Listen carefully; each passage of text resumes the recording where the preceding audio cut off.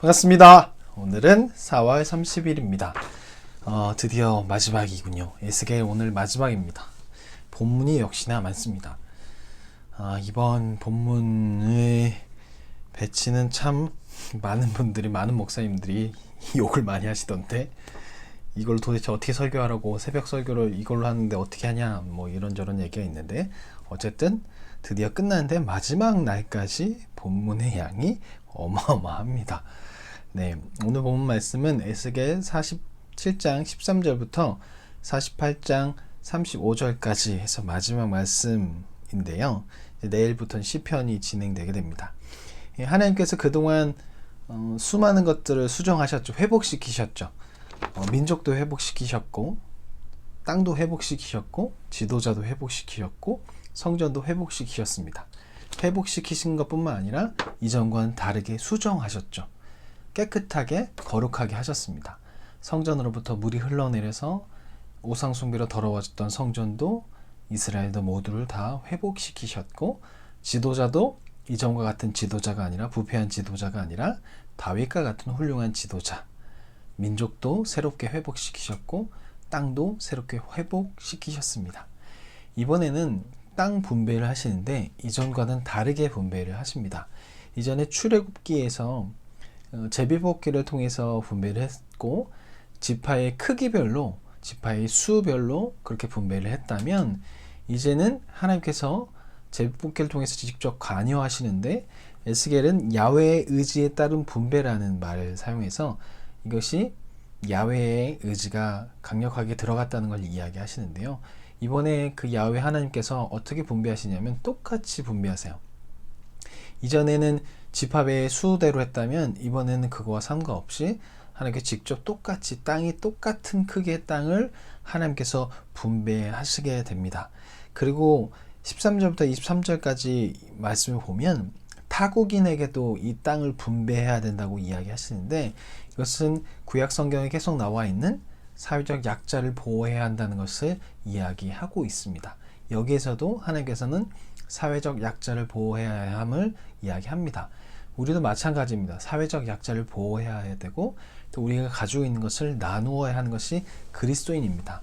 많은 교회에서 초대교회로 돌아가야 한다고 이렇게 이야기합니다. 그래서 초대교회 모습을 보면 자기가 가지고 있는 것을 팔아서 다른 사람들에게 나누어 주었다고 이야기합니다. 하지만 오늘날 그리스도인 모습 안에서는 이런 모습이 거의 나타나지 않습니다. 우리의 것을 팔아서 나눠준다는 것 거의 불가능한 것처럼 보입니다.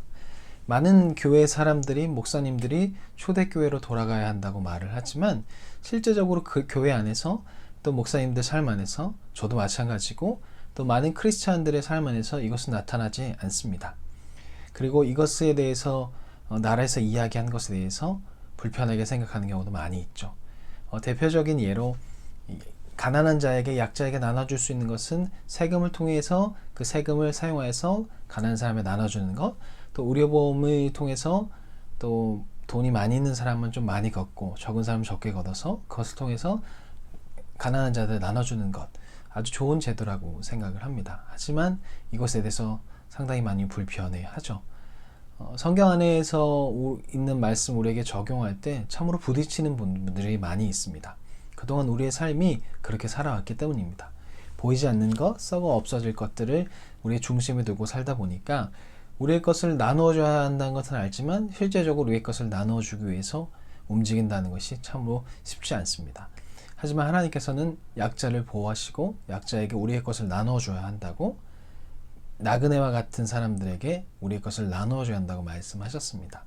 우리가 나눌 수 있는 것이 무엇인지 생각해 보시고, 또 오늘날 사회 안에서 가난한 자들에게, 사회적 약자들에게 나누고 있는 것을 어떻게 하면 더욱더 잘할 수 있을까, 그것을 좀 생각해 보면 좋을 것 같습니다. 48장 1절부터는 이제 공평하게 나누는 장면이 나오는데, 그 중에서 군주들도 땅을 분배받습니다.